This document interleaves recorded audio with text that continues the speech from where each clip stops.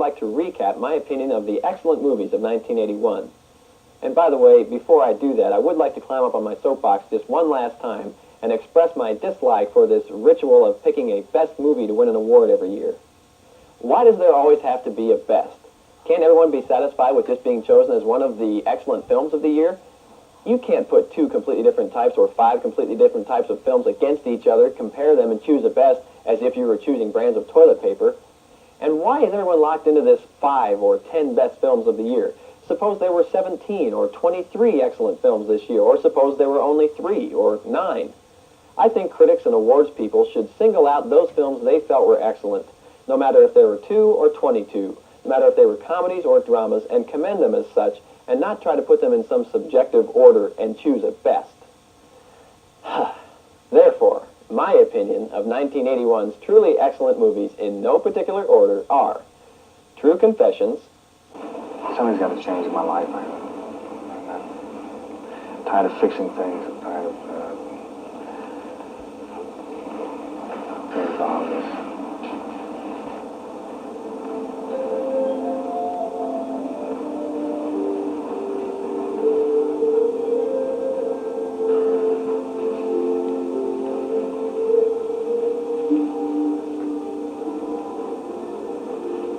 Pennies from Heaven. Love's the precious thing that never fails you. Love is good for anything that ails you.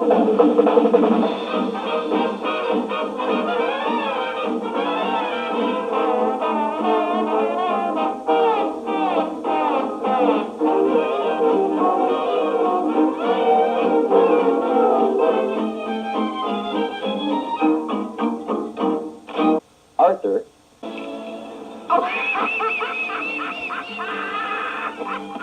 What's so funny now? I've done some distinct funny things. Atlantic City. You're playing with Dave's money. I'm owed it. Madam, please, if you're not going to play, you'll have to leave the table. Sit down and be quiet. Oh, yeah, you're buying me roses? I'm getting fired from my job. I'm supposed to sit here like some Vegas bimbo? Look, mister, I've got hoods beating the out of me. If I'm going to get beat up for money and drugs, then I'm going to have that money and drugs on me. Don't touch the suit. Whose life is it anyway? Dr. Emerson, I must insist that you do not stick that needle in my arm. You don't even know what's in it.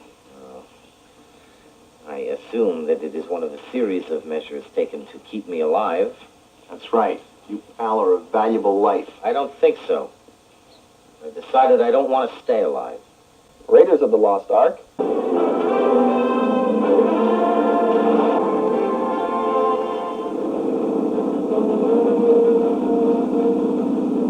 There's a big snake in the plane, Doc! Oh, that's a bobcat snake wedgie! I hate snakes, Doc! I hate them! Come on, show a little backbone, will ya? The Four Seasons. I almost threw away my jacket shorts because I have this fear of elastic. Laugh at him? Oh, Danny, I'm sorry. Huh? Come on. Are you really afraid of your underwear? Reds. Now, here's the thing. I will not take you up on this offer, so here's what I want. I want to sign my own name to my own stories, and I don't want to use a double byline. I want to be responsible for my own time and my own actions. I want to be referred to as Miss Bryant, not Mrs. Reed, and I want to keep an account of every cent we spend so that I can pay you back.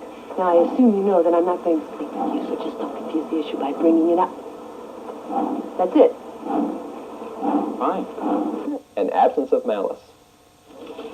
I'm Michael Gallagher.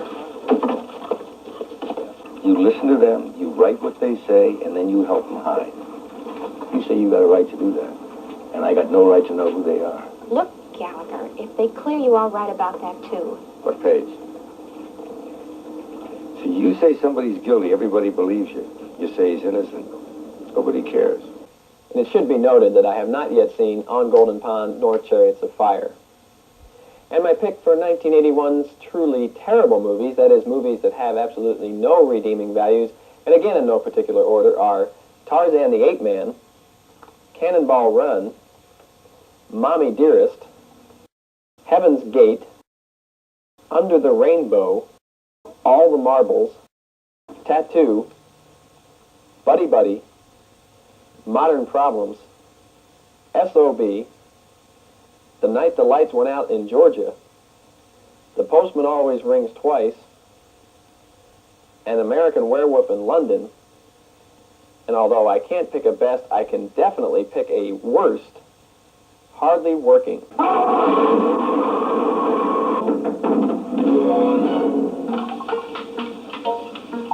Hey, beef don't the best.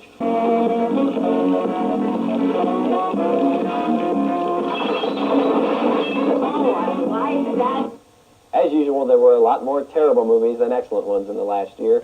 Looking ahead to 1982, I think we can expect about the same thing. But those few good ones somehow always seem to make us forget the bad ones. As I said last week, this is the last Best Bets at the Box Office on Channel 7. It's possible that you may be able to find this show starting again in the late spring on the Kansas City channel that has expressed some interest, but don't hold your breath. I know I won't. I've really enjoyed bringing you a new show every week since January 15th of last year. During that time, I've shown you nearly 200 scenes from nearly 90 different movies playing locally and recommended to you which ones I thought were most worth your time. I also interviewed various people related in one way or another to the movie business. I first did an off-camera interview with Timothy Hutton when he was in town promoting Ordinary People, and then I interviewed Mel Shaw, Glenn Keane, and Gary Graff about The Fox and the Hound and the new image Disney is creating. I also interviewed Bob Harris and Carmine Coppola down at the Old Midland Theater about their presentation of the restored masterpiece Napoleon. The first 3D film to come around in 20 years followed Napoleon to the Midland, and I discussed the project with the two producer-writer stars of the film, Gene Quintano and Tony Anthony. Kansas City's pride and joy, Jeff East, came back to town, and I talked to him about his rise from Huckleberry Finn to Superboy.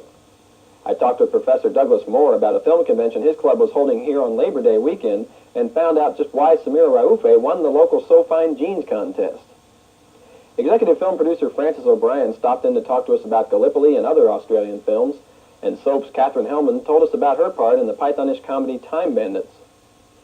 Stage, TV, and film actress Conchata Ferrell discussed her demanding leading role in the highly respected film Heartland.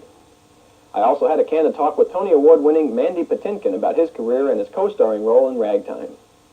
From my giveaway set, I have given away nearly 2,000 prizes to contestants since I started this segment only 5 months ago. Prizes like T-shirts, books, soundtrack albums, buttons, photos, and lots of posters.